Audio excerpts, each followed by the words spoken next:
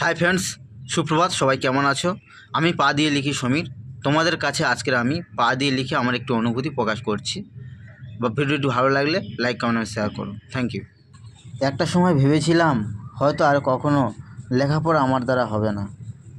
হাতটা হারিয়ে ভাবলাম আর হয়তো পড়াশোনার জগতে আমি থাকতে পারবো না, কিন্তু তারপরে আবারও ফিরেছি এভাবেই পা দিয়ে লিখে। আজকের যে আমার কথা বলা যে জীবনবোধ, চিন্তায় ও চেতনায় আমরা মানুষ হয়ে এই ধরনের বুকে এসেছি,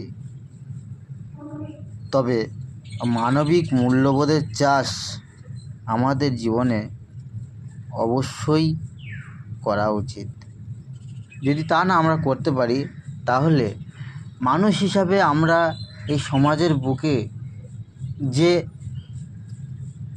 আখ্যা নিয়ে ঘুরি, সেটার সার্থকতা কখনোই সার্থক হয় না।